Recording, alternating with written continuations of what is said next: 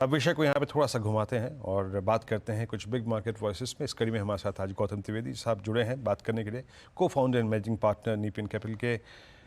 गौतम जी नमस्कार, कार्यक्रम में स्वागत है और बहुत दिनों बाद आपसे बातचीत हो रही है आपसे सर। बहुत कुछ बीत गया इस बीच, इतना बड़ा अगर आप देखें इलेक्शन की प्रक्रिया, फिर रिजल्ट्स, सरकार का अगर आप देखें गठन, अर्निंग सीजन भी साथ साथ में बीत गया इसके। एक चीज़ अच्छी हो रही है सर जिस पर मैं आपका पहले नज़रिया लेना चाहूँगा। इस इलेक्शन से ठीक पहले ग्लोबल मार्केट्स बहुत स्ट्रॉन्ग थे, हम साइडवेज थे, स्पेशली चाइनीज़ मार्केट, हांगकांग के मार्केट्स बहुत अच्छा कर रहे थे, ओवरसीज कैपिटल काफ़ी उनको चेस कर रही थी। अभी सडनली हम पिछले 10 दिन से देख रहे हैं, specially of the formation of new government, पैसा बाहर से भी आ रहा है, एफआईएस के पैसे आ रहे हैं। क्या आउटलुक बन रहा है इन मौजूदा डायनेमिक्स पे भारतीय मार्केट्स का, और ये सडन आई थिंक जो इनफ्लो बढ़े हैं, इसका कोई खास कारण सर? तो मेरा आपकी बात सही है कि पिछले 10 दिनों में जो एफआईआईज की जो जिस तरह से वो इंडिया को देख रहे थे, मैं इनफैक्ट उसके पहले कुछ और बोलना चाहता हूं कि मैं अमेरिका गया था पिछले महीने, और काफ़ी इन्वेस्टर्स को, एसेट एलोकेटर्स को मिलकर आया हूं और उनका थोड़ा फीडबैक आपको देना था। तो ये मुझे लगता है कि जितने लोगों से मैं मिला अमेरिका में, उन्होंने बताया कि पिछले करीबन 3 सालों से इंडिया महंगा रहा है उनके लिए वैल्यूएशन वाइज, और चाइना के हिसाब से देखें तो we are more than 150% premium पे हम लोग इंडियन मार्केट पीई वैल्यूएशन के बेसिस पे चल रहा है। तो उन्होंने बताया कि हमको मार्केट बहुत महंगा लग रहा है। तो मैंने पूछा कि पिछले 3 सालों में भी इंडिया महंगा रहा है, लेकिन इस साल आप लोगों ने क्यों करीबन $3 बिलियन का सेलिंग किया है, नेट सेलिंग की बात कर रहा हूं, और अब आपको इंडिया महंगा क्यों लग रहा है? तो उन्होंने बताया कि चाइना की सरकार जो है, उन्होंने काफी रिफॉर्म्स अनाउंस किए जिसकी वजह से शायद इंप्रूवमेंट आए उनकी इकोनॉमी में स्टिमुलेशन आए, रिवाइवल हुए। तो ये एक्सपेक्टेशन की वजह से आप इस साल जो पैसा देखें जो आया है अक्रॉस एशिया, $33 बिलियन गए हैं जापान में, कोरिया में $16 बिलियन का नेट इन्वेस्टमेंट हुआ है, ईयर टू डेट की बात कर रहा हूं, जनवरी से अब तक। और फिर चाइना है 12.5 बिलियन, ताइवान है 6 बिलियन, और हमारा नेगेटिव 3 बिलियन है। तो ये नंबर जो पिछले साल 21 बिलियन पॉजिटिव नंबर था, इस साल 3 बिलियन करीबन नेगेटिव हो चुका है।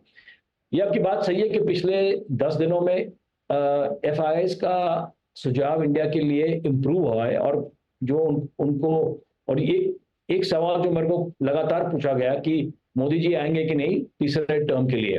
अब मोदी जी आ गए हैं, लेकिन मुझे लगता है कि अभी भी जो कोalition गवर्नमेंट है और फुल मेजॉरिटी गवर्नमेंट में थोड़ा फर्क पड़ना चाहिए, और लोग देखेंगे कि बजट कैसा रहेगा, और आने वाले चंद महीनों में जो स्टेट इलेक्शंस है उनका मार्केट पे क्या असर पड़ता है। तो मुझे लगता है कि जो पैसा डेफिनेटली आएगा, लेकिन वी हैव 2-3 इवेंट्स जो बड़ी इवेंट्स है जिसके बाद एफआईआईज विल डिसाइड आना है कि नहीं आना।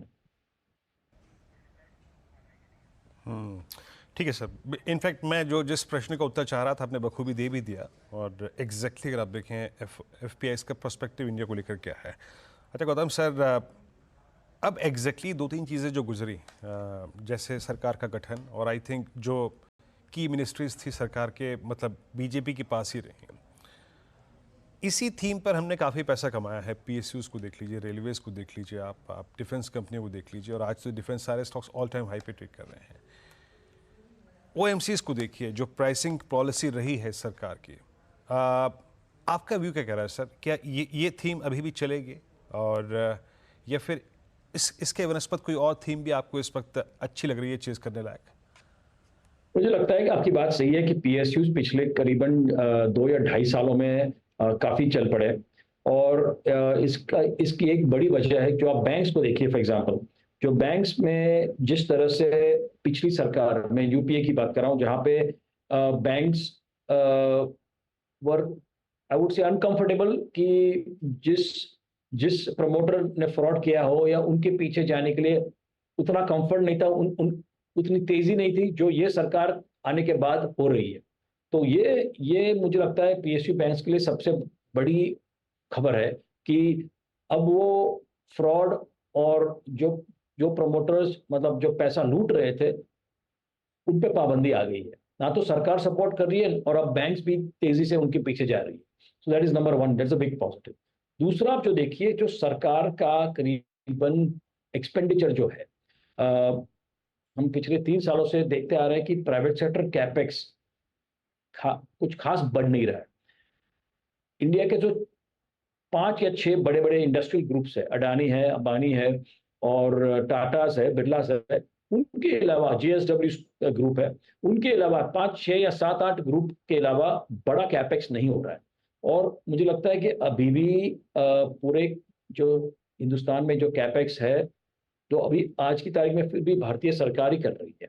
और वो जब जब तक ये burden of doing the incremental capex भारतीय सरकार पे रहेगा, मुझे लगता है पीएसयू कंपनीज को बेनिफिट होगा ही होगा। आप रेलवेज में देखिए, डिफेंस में देखिए, तो काफी पीएसयू कंपनीज को फायदा हो रहा है। तो मुझे लगता है ये दिस विल कंटिन्यू। आपका दूसरा जो प्रश्न है रिगार्डिंग कि अगले आने वाले कल में कौन से सेक्टर, कौन से क्षेत्र में बढ़ावा आ सकता है, मुझे लगता है कि डेटा सेंटर बिजनेस जो आज की तारीख में काफी छोटा बिजनेस है, आने वाले 5 या 10 सालों में बहुत बड़ा बिजनेस हो सकता है। अनफॉर्चुनेटली मुझे लगता नहीं है कि मार्केट में कोई डायरेक्ट वे है टू प्ले डेटा सेंटर्स, मतलब कोई लिस्टेड कंपनी आई नहीं है जो सिर्फ डेटा सेंटर का बिजनेस प्योर प्ले नहीं है। लेकिन उसका एक अलग तरीके से आप ये सेक्टर में इन्वेस्ट कर सकते हो, which is via power companies. और डेटा सेंटर में पावर की बहुत ज़रूरत होती है। आप अमेरिका में देखिए कि डेटा आने वाले 6 या 7 सालों में डेटा सेंटर का जो पावर कंजम्पशन है आज की तारीख में 83%, 3% of total power demand America में, वो 3% अभी 8% होने वाला है बाय 2030। तो इसकी वजह से मुझे लगता है कि इंडिया में भी पावर कंपनीज में be a better way to play data centre. मुझे लगता है ये एक क्षेत्र है जहाँ पे बड़ा इन्वेस्टमेंट आएगा। और सरकार ने वैसे तो घोषित कर दिया है कि बड़ी जो सोशल मीडिया कंपनीज है, अमेजॉन है, एप्पल है, सबको बताया कि इंडियन सिटीजन्स का डेटा इंडिया में रहेगा, आप बाहर के सर्वर पे या डेटा सेंटर पे आप नहीं लगा सकते हो। तो इसकी वजह से मुझे लगता है कि data centre business will be a big booming business आने वाले 5 से 10 सालों में। ओके, डेटा सेंटर और डेटा सेंटर से एक बड़ा प्ले क्लियरली वो पावर कंपनियों में आता हुआ दिखाई देगा। कुछ ही देर पहले गौतम हम एक्सिको की लिस्टिंग पर नज़र डाल रहे थे और एक और पारी की शुरुआत यहाँ पर बहुत ही स्ट्रॉन्ग ग्राउंड पर होती हुई दिखाई दे रही है। लेकिन ये जो पूरी बकेट है ट्रैवल एंड टूरिज्म वाला स्पेस, जिसमें आप एयरलाइन कंपनियां, ऐसे ओटीए प्लेयर्स या फिर सीधे होटल स्टॉक्स भी ले सकते हैं, यहाँ पर हमने देखा है कि पिछले साल में बहुत तगड़ा पैसा बना। In fact post Covid was the golden era for the stocks. लेकिन करंट लेवल्स पर वैल्यूएशन, किस तरह के रिटर्न्स की उम्मीद जताई जा सकती है? वैल्यूएशन वैसे तो पूरे मार्केट का महंगा है, तो ऐसा भी नहीं है कि सिर्फ होटल स्टॉक्स या एयरलाइन स्टॉक्स महंगे हैं।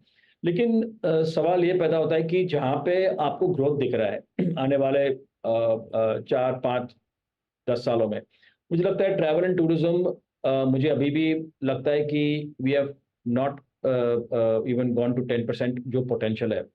और जो सरकार टूरिज्म इंडस्ट्री में फोकस करे, रिलीजियस टूरिज्म को सरकार ने बहुत बड़ा बढ़ावा दिया है, लेकिन जो नॉर्मल टूरिज्म, इनबाउंड टूरिज्म, जो फॉरेन टूरिज्म की बात कर रहा हूं मैं, और उसका जो पूरा इंफ्रास्ट्रक्चर की जरूरत है, नॉट ओनली कि भाई आप फ्लाइट्स बढ़ाओ और लोगों को यहाँ लेके आओ, लेकिन होटल्स है, इंफ्रास्ट्रक्चर जो रोड्स है वगैरह, वो जो उस पर जो सरकार फोकस करे तो उसमें जो एम्प्लॉयमेंट बेनिफिट होगी इट विल बी ह्यूमंगस। आज की तारीख में भी आप देखिए थाईलैंड जैसी छोटे देश में 25 मिलियन टूरिस्ट आते हैं, हमारे देश में इतने क्यों नहीं आ सकते? 25 क्या 50 मिलियन आ सकते हैं। लेकिन मुझे लगता है ये सेक्टर में जो इंक्रीमेंटल ग्रोथ है आने वाले 5 या 10 सालों में विल बी ह्यूज।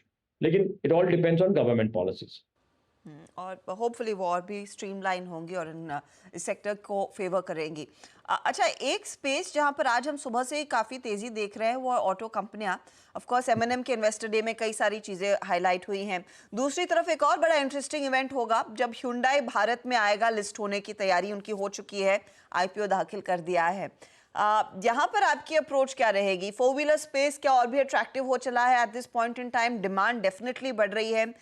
M&M खुद कहता है कि 2030 तक वो 23 नए लॉन्चेस, जिसमें कुछ ऑफ कोर्स LCV लॉन्चेस भी होंगे, लेकिन 13 SUVs जिसमें दोनों आइस और EV है। क्या ये एक बिजनेस है जहां पर और भी रिटर्न्स बन पाएंगे, स्पेशली M&M जैसे स्टॉक में जो एक आउट परफॉर्मर वैसे भी रहा है? मुझे लगता है कि M&M या दूसरी जो ऑटो कंपनीज है उनके दाम काफ़ी बढ़ चुके हैं।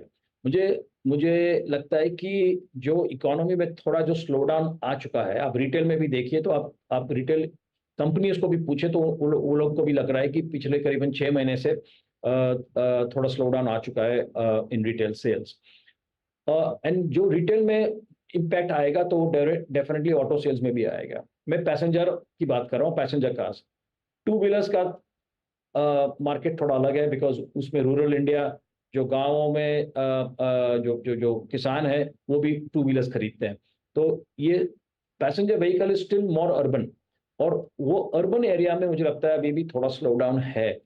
तो ये स्टॉक्स काफ़ी चल चुके हैं और मुझे लगता है कि ये भाव में शायद रुकना बेहतर रहेगा instead of putting more. Long term perspective से जो करीबन 4 मिलियन गाड़ियां जो इंडिया में बिकी पिछले साल, ये 4 का 6 का 8, मतलब ये बढ़ावा तो मैं देख सकता हूँ आने वाले कुछ सालों में, लेकिन आज की तारीख में मुझे लगता है कि ऑटो स्टॉक्स काफ़ी चल चुके हैं।